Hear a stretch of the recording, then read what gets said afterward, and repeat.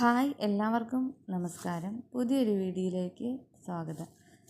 ഞാനിന്ന് ഒരു മീൻ കഴുകി വൃത്തിയാക്കുന്ന കടൽ മത്സ്യങ്ങൾ എങ്ങനെ വൃത്തിയാക്കിയെടുക്കാം എന്നാണ് ഈ വീഡിയോയിലൂടെ പറയുന്നത്. നമ്മൾ മീൻ ചിലവർ എത്ര കഴുകി വൃത്തിയാക്കിയാലും 3-4 പ്രാവശ്യം ഉപ്പിട്ട് കഴുകി വൃത്തിയാക്കിയാലും ചില മീനിൻ്റെ മണം അത് പോകത്തില്ല. അത് കറി വെച്ചാലും ആദ്യത്തെ തിളയ്ക്ക് തന്നെ ആ ഉളുമ്പ് മണമായിരിക്കും വരുന്നത്. പക്ഷേ ഞാൻ പറയുന്ന ഈ ലിക്വിഡ് ഉപയോഗിച്ച് കഴുകി കഴിഞ്ഞാൽ മീൻ കറി വെച്ചാലും ആ മീനെടുത്ത പാത്രങ്ങളും എല്ലാം നല്ല വൃത്തിയാവും, ക്ലീനാവും, ഒരു ബാഡ് സ്മെല്ലും അതിലുണ്ടാകത്തില്ല. മീൻ കഴുകി കഴിഞ്ഞ് കറി വെക്കുമ്പോൾ തന്നെ നല്ല കുടംപുളി ഇട്ട് മീൻ കറി വെച്ചാൽ ആ കുടംപുളിയുടെയും എരിവിൻ്റെയും ഉപ്പിൻ്റെ എല്ലാം സ്മെല്ലാണ് നമ്മുടെ മൂക്കിലേക്ക് വരിക.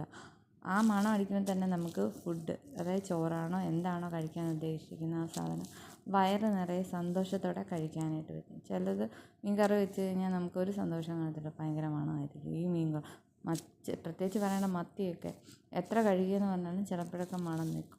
ആ മണം പോകാനത് എളുപ്പ വഴിയാണ്. ഞാൻ പറയുന്ന ഈ ലിക്വിഡ് വാങ്ങിക്കാനോ അല്ലെങ്കിൽ അതുണ്ടാക്കാനോ ഒരു പാടുമില്ല.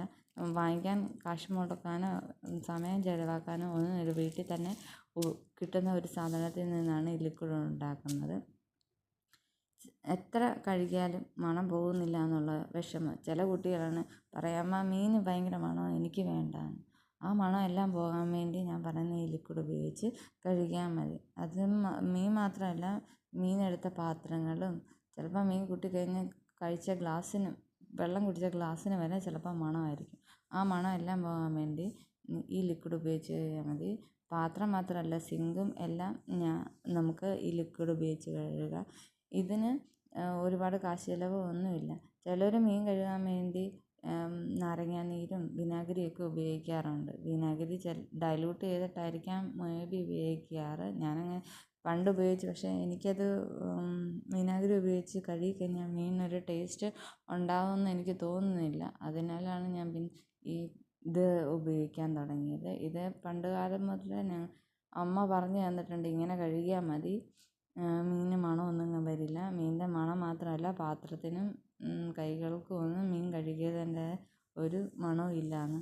അങ്ങനെ അമ്മയിൽ നിന്ന് എനിക്ക് കിട്ടിയതാണ് ഇങ്ങനെ മീൻ കഴുകുക എന്നുള്ളത്. പക്ഷെ അതുകൊണ്ട് മീൻ കറി വെച്ചാൽ നല്ല രുചിയുമാണ്, ഒരു മണവും ഇല്ല. കുടംപുളിയുടെയും എരിവിൻ്റെയും ഉപ്പിൻ്റെയൊക്കെ മണം അല്ലാതെ വേറൊരു മണവും മീനിന് വരത്തില്ല. ഇത് വാങ്ങിക്കാൻ നമ്മൾ കടയിൽ പോകേണ്ട കാര്യവുമില്ല. മീന് ഒരു ദോഷവുമില്ല, ഉടഞ്ഞു പോകുമെന്നോ അല്ലെങ്കിൽ മീൻ വെന്ത് പോകുമെന്നോ ഒന്നും പേടിക്കാനില്ല. അത് നമ്മുടെ വീട്ടിൽ തന്നെ ഉപയോഗിക്കുന്ന ഇൻഗ്രീഡിയൻ്റാണ് കഞ്ഞിവെള്ളം. തലേദിവസത്തെ കഞ്ഞിവെള്ളം ആണെങ്കിലും ഇപ്പം കഞ്ഞി വാർത്ത കഞ്ഞിവെള്ളം ആണെങ്കിലും കഞ്ഞിവെള്ളം ഉപയോഗിച്ച് തലേദിവസത്തെ കഞ്ഞിവെള്ളം ഒഴിച്ച് കഴുകിയാൽ മണം ഒട്ടും വരത്തില്ല. ഇപ്പം ഉപയോഗിച്ച കഞ്ഞിവെള്ളം ആണെങ്കിലും ഒരു മണവും ഇല്ല. അപ്പം ഈ കഞ്ഞിവെള്ളം ഉണ്ടാക്കാൻ നമുക്ക് അധികം സമയം വേണ്ട. രാവിലെ എന്തായാലും ചോറ് വെക്കും വീട്ടിൽ.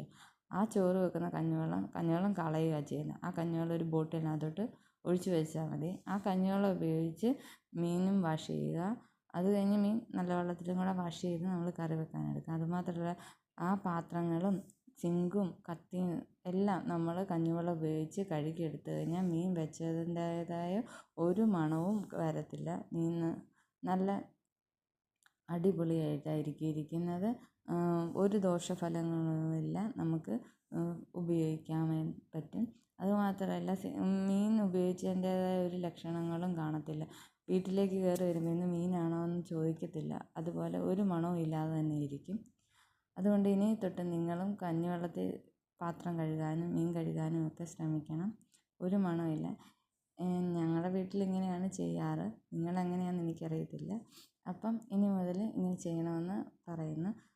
ഈ വീഡിയോ ഇഷ്ടമായെങ്കിൽ സബ്സ്ക്രൈബ് ചെയ്യണം, ലൈക്ക് ചെയ്യണം, കഴിയുമെങ്കിൽ മറ്റുള്ളവർക്ക് ഷെയർ ചെയ്യണം, നിങ്ങൾക്ക് ഉപകാരമായി എന്ന് തോന്നിയെങ്കിൽ. അപ്പം ഇന്നത്തെ വീഡിയോ ഇത്രയേ ഉള്ളൂ. Thanks for watching. Bye bye.